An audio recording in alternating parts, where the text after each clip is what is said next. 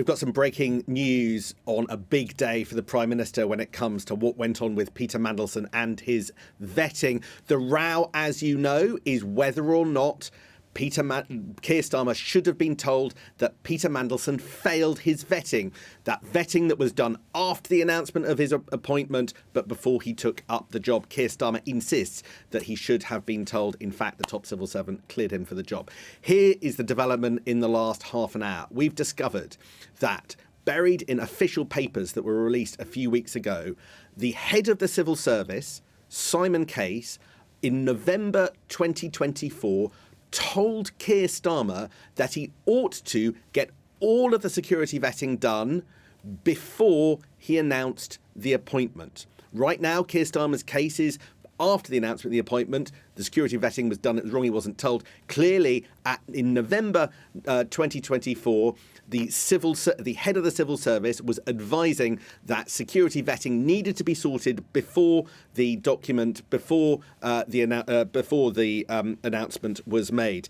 If I could read you the key section, he's saying, if you want to make a political appointment, that's what this bit is referring to in a note from Simon Case to Keir Starmer, and we will develop a plan for them to acquire the necessary security clearances and do due diligence on any potential conflicts of interest or any other issues that you should be aware before confirming your choice.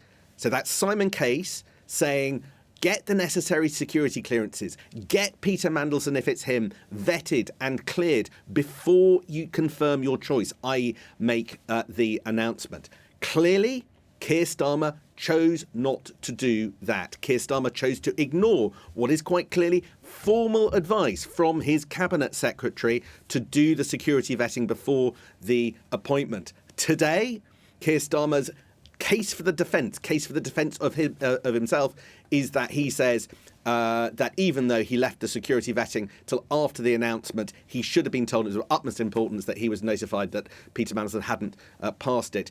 It brings into question just how much of a priority at the time and how much weight Keir Starmer put on the security vetting. If he didn't bother to do it despite official advice at the time before the announcement of the appointment, then that suggests it was of a lower importance than arguably some critics would say Keir Starmer is making it out today. We will see Keir Starmer's anger on display in the Commons after 3:30, but this, I'm sure, will be another dimension of what he gets asked about.